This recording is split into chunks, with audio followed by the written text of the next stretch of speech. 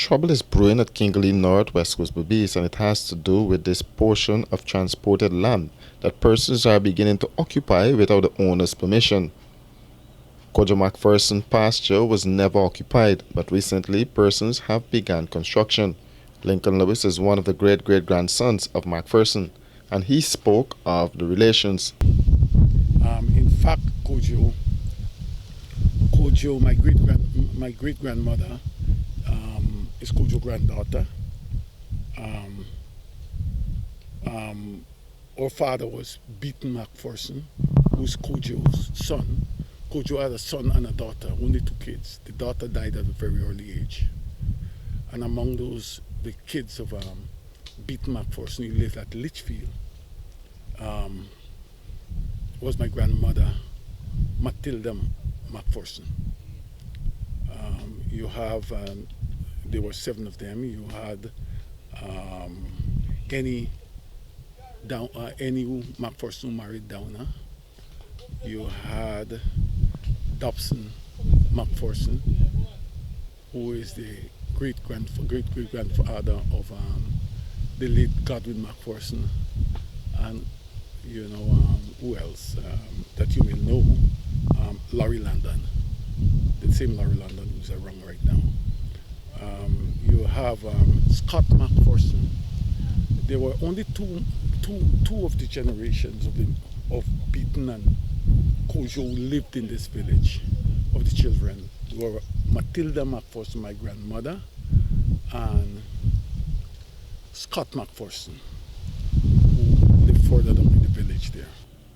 His cousin Joycelyn Crawford, who is also a grandchild of McPherson, also gave a brief history of the land. After indentureship was beginning to come to an end, because of need, people wanted place to live. One of my cousins, Mr. Thompson, he was the overseer of the village. Those days, the village was being run by leaders of the village, and the chairman was another relative. And because of relationship with people working in the estates and what have you, they came out and they asked permission from those 2 leaders to occupy, and they built and they lived. And as everything else, they lived, they got children, they died off, and that's how that is occupied. And the people are encroaching on the land. They encroach on that. Those people are claiming that they have transport, but we yet to see one. We know we have a transport. And this part, when I came here 2014, was empty. It had this house and that house, that Afton house. And since then, people start building and building. And I said, if everybody can come and occupy, I will occupy. So I got a legal land surveyor, came and he measured out. Because from this end to that end is 84 rods. After it was more, they took out the 2 dams and left 84. And the 84 rods is to divide by 7 children. So each family is entitled to 12 rods of land. But for some reason, they entertained the thought that because they bought the southern side, and some were living on this side, that they're entitled to this side. But every transport that you find, that you have over there, they speak of the southern side of the public road. If you say Lot 9 is on the southern side, not the northern side, all of them, right? So people walk around with this transport, believing that they own here. My grandparents, my grandmother generation, they had started pursuing full acquisition of this land in the early 60s. And the residents who from the southern side challenged it in court.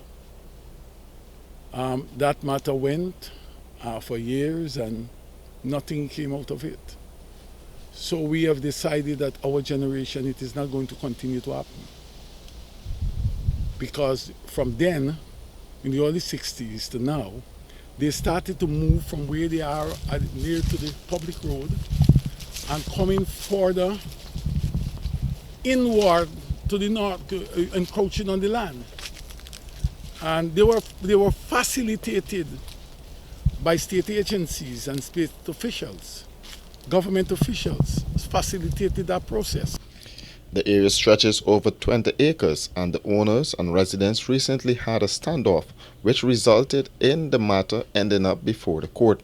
So we have reached to the point now where we recognize that these people are determined to take what is not. In fact, you know what they said to us?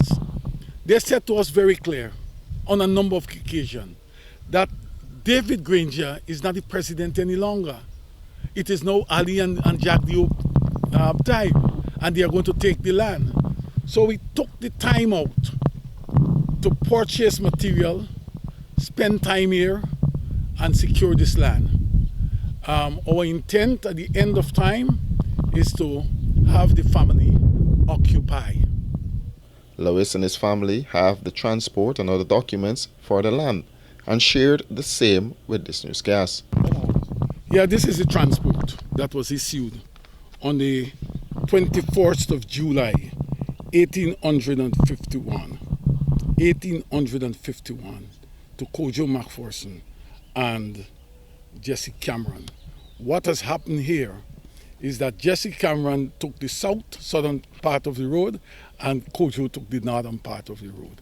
And Jesse, what he did was to sell the parts of the southern thing to a number of persons. So they change hands to a number of persons. However, this is not stopping persons from building on the land, and they are even being encouraged to do so. While many of the persons who live in this village are conscious that they don't own this land, they move on this land and erect property. In fact, last Saturday, when I came here, I had an encounter with some residents who were attempting to fence this land. And at the end of that encounter, they said to me, while they accepted that the land is not theirs, and they're asking me if we're going to sell them that piece or so forth. Some family members have taken up pieces of the land, and others have built illegally. This one here is family. Yes, these are family. That I've done is family. This one is family. They were here. They're part of the McPhersons. That new concrete one there, that's down there, that's an Indian person. When he was building, NDC went and told him that he cannot build.